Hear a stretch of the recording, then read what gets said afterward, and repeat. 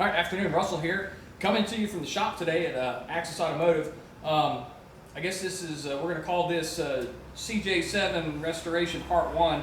Now, we've been working on this for just over 3 years now, and I just kind of wanted to show where we're at with it, and then, of course, we'll do more videos about it as we go. So we'll start talking about what we got here.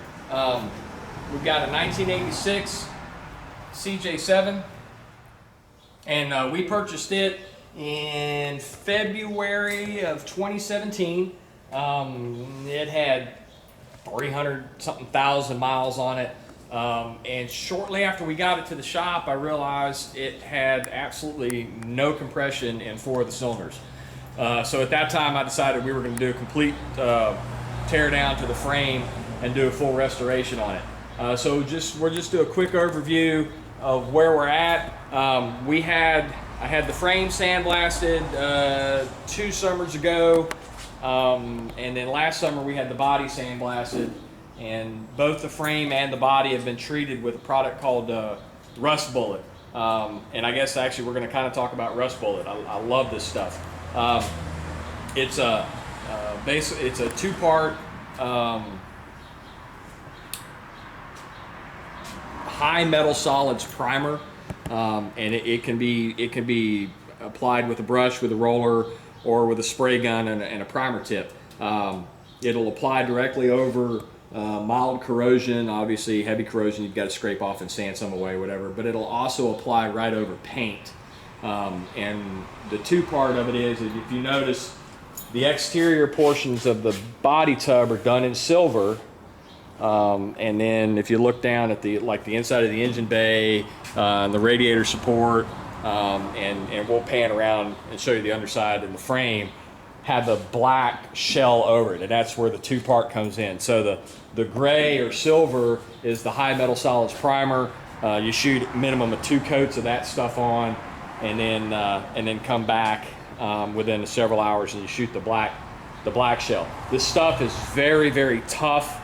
I've actually, after we shot the tub, I had to do some, went in and had to do some welding, and there was not a single solvent that would eat this stuff. We actually had to pull a grinder out and grind it off clean to do the weld. So it is very tough.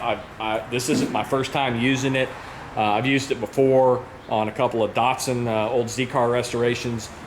It's a really good product, and I really like it a lot. So, and I'll put a link in the description to Rust Bullet's website for their stuff, and you can buy it directly from them. I think they also sell it on Amazon as well. Really good product. And if you look outside real quick, you can see we've got the hood set up. I've already shot the outside of the hood. And we're basically using this as a pre-primer, if you will. So putting a rust preventive coating on it before we take it to paint, and with this stuff we just do a quick sand on it, and then we can come back in with high build primers and body fillers and make it smooth and then shoot paint on it. It's really good stuff. So back to the Jeep.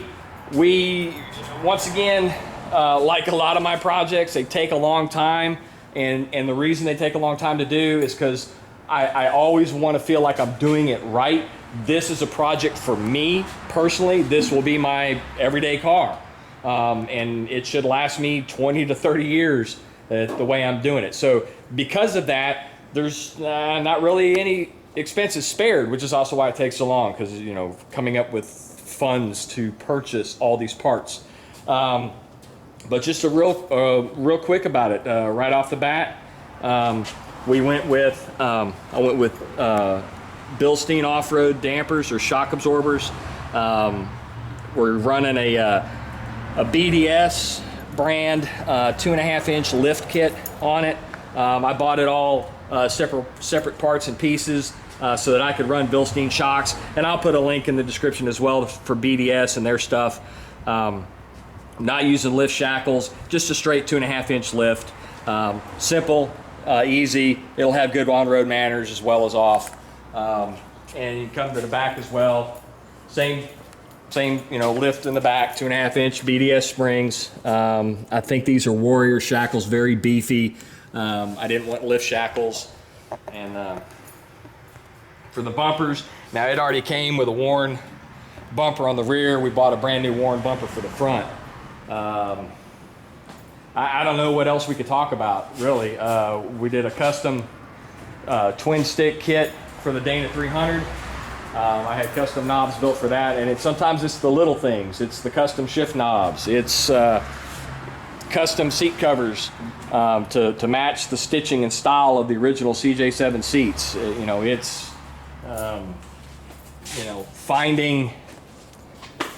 finding a new old stock Jeep chrome grill cover. This was it wasn't in a Mopar box, it wasn't in a Chrysler box, it was in a Jeep AMC box. This is a original late 80s, made in the USA chrome grill cover. It's the little things when doing one of these. And it's very time consuming, especially in my sense. I still have a business that I have to run, so this only gets worked on the weekends, or when I don't have customers in the shop, or when the weather's nasty, so I can come over here and work. A couple other things we're doing with this. Now, the 86 CJ-7 originally came with a 4.2 liter inline six with a carburetor on it, and that's all fine and dandy. That motor in factory trim in 86, if you were lucky, made about 140 horsepower at the rear wheels. The motor we're putting in it is actually out of a 1996 Cherokee. We are running the factory fuel injection on it with a conversion kit courtesy from Hesco in Birmingham. I'll put a link for them as well. And what it allows you to do is install the factory Mopar MPI fuel injection into a CJ body. A little known fact, in the early 90s, when the MPI systems came out in the Jeeps, you could go into a Jeep Chrysler dealer and buy a kit to put it into your CJ-7.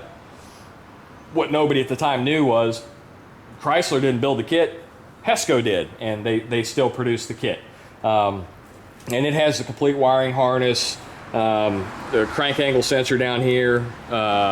It comes with everything you need except the intake manifold and injectors and the computer box, which I've got laying on the floor somewhere here. Don't mind the shop floor, it's a little bit of a mess because we had to clean everything out to push this out and shoot our primer on it. But so far I'm real happy with the project so far. At this point now I'm waiting on a call from my painter to say, yep, he's got room, and let's take it over there and shoot the paint. A couple other things I wanted to kind of go over or show out on the CJ-7. And like I said, we kind of spared no expense when building this. So we went with a custom power brake booster setup. The 86 CJ-7 with a 6-cylinder did not come with power brakes. So this entire brake setup is all custom. It utilizes a mid-70s Corvette master cylinder and a custom vacuum booster and a bracketry set very similar to the 90s Jeep YJ power brake setup. We also went with a Borgeson steering shaft. It doesn't have that wonky little land that breaks on the factory ones. And you can see, custom power steering hoses because we're using a Jeep XJ power steering pump, mating it to a Jeep CJ power steering unit. So there's a lot of little custom things we had to do in the build of this Jeep. And like I said before, with the BDS suspension and the Bilstein shocks and custom Crown Performance stainless steel brake lines. And all the brake and fuel lines are custom stainless steel. And like I said, I'll put links in the description to all these products, seat covers and such. The shift knobs, we got these from Speed Dog Shifters. And like I said, the actual shift knob is off the shelf, ordered on the internet unit. But those twin stick shifters for the Dana 300 transfer case are custom built. I actually, called, talked to him, told him the font I wanted, and told him the shift patterns I wanted on it. And then, like I said, the little things. This center console unit is actually, I'll just pull it out, it's not bolted in. It's actually fitted, this is a neat little unit. It's actually designed to hold a an 8-inch subwoofer. And then on the bottom of it is cavitied out to mount your amplifiers. So for once in my life, I'm gonna have a Jeep that has a booming stereo in it. And it, like I said, taking on a project like this, I don't know if I would do it for a customer unless they had more money than sense. But this is for me. This is gonna be my daily driver, and I plan on enjoying it for at least the next 20 years. And yeah, it's just, this is almost a labor of love.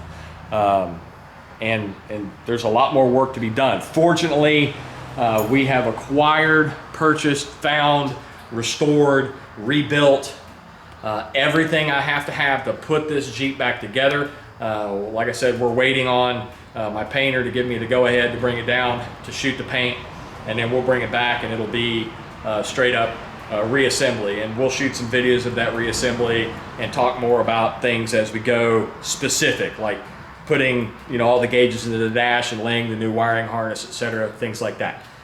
But that's all we've got for now. Like I said before, if you like this content, make sure and hit that thumbs up, hit the subscribe button and the bell icon so you can see what's coming up in the future, and there's more to follow.